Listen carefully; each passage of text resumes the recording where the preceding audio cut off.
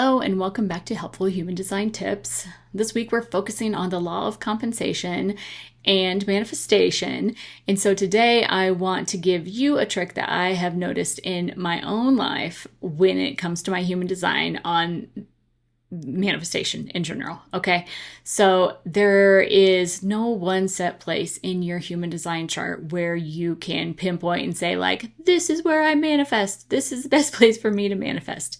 There's just not, because we are an overall combination of our conscious design and our unconscious design and our environment and our variables. And it's very much like it's a very delicate process, right? But I have noticed there are some things that I have leaned into over the last couple of years that I'm like, oh, yes, this has kind of helped me flow with my manifestation process and the energy around me a little bit better. So I will tell you what that is. So in your human design chart, you have what are called variables. And those are indicated on your chart by those little arrows that are up by your crown and ajna centers. Okay, you have 4 arrows, 2 on your conscious side, 2 on your unconscious side. We are going to focus on today on your conscious side, which is when you're looking at your chart on your right-hand side, we're going to look at that bottom arrow.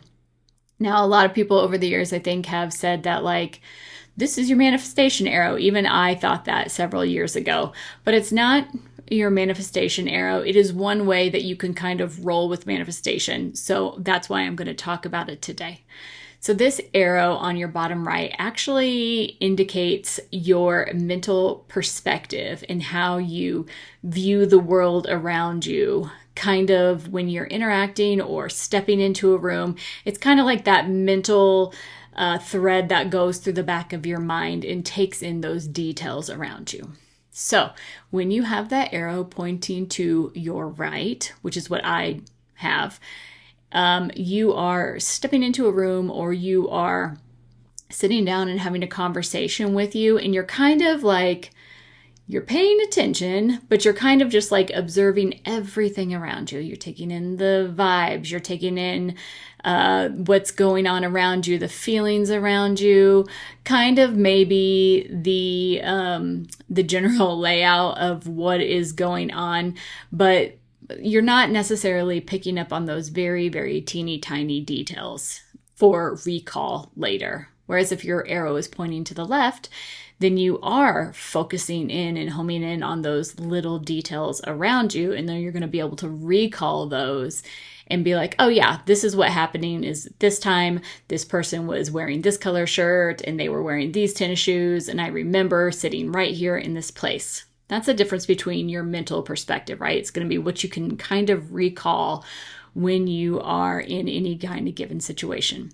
Now, in regards to manifestation, I think this is really interesting because when we are consciously pulling in or consciously trying to think about what we are manifesting, we are going to focus in our mind's eye or kind of in our awareness, we are going to be bringing up what our perspective is of the world. Okay, so as a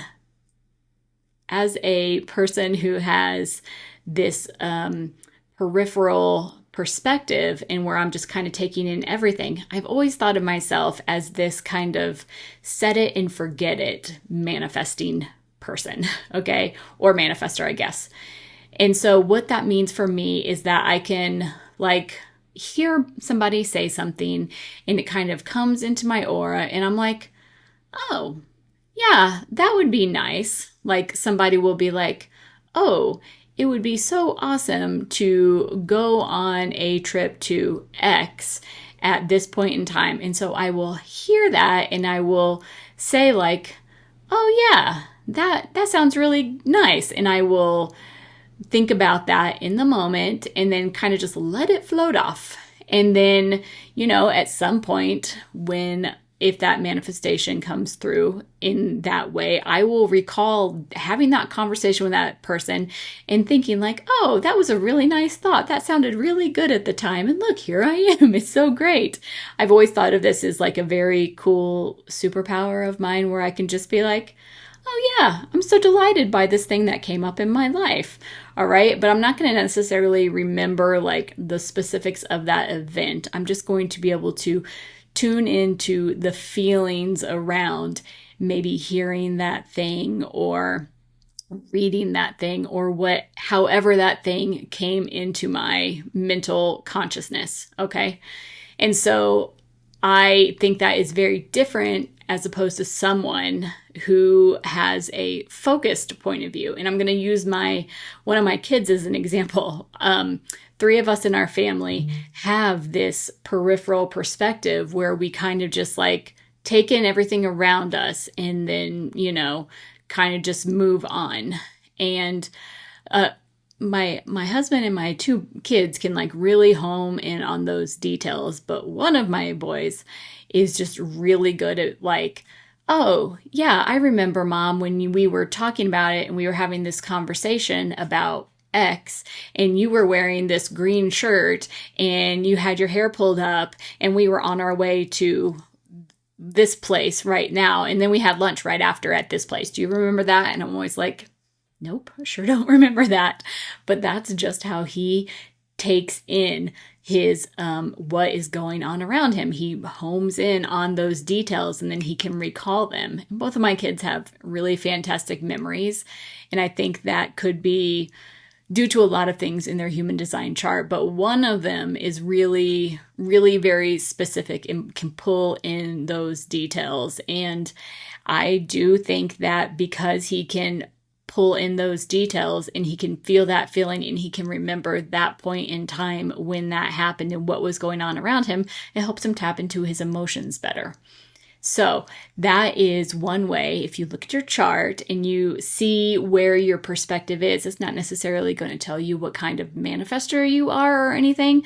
But if you're having a hard time tapping into, maybe you're also having a hard time with like visualizing what you need as a peripheral perspective. I have a really hard time with vision boards. I can't like sit down and make a vision board. I've tried to do it many times over the years and I just can't do it because I can't hone in on those very specific things that I want in my life. I have to really go by feeling and I have to really kind of let it come into my awareness in some other form for me to respond to and be like, oh yeah, that'd be really nice. Whereas I imagine, but obviously don't know for sure, that if I was a focused perspective, that I might be able to really take a vision board and say like, oh, this is exactly what I want. This is the color that I want this, and this is how big I want this, and this is exactly where I want to live. I imagine it would be easier for me to make a vision board because I could home in on those details. But since I don't have that, I don't really know for sure.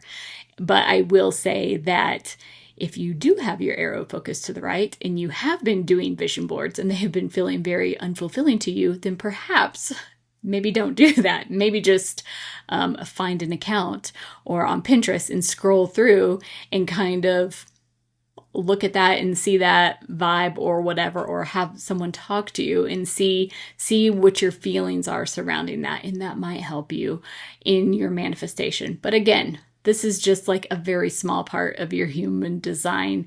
And there are so many things combined that make up how powerful of a manifestor you are. This is just one way that you can look at it and play around with it. So that is my helpful human design tip for today. I hope that, it helped you out or you learned something, and I will catch you guys later. Bye.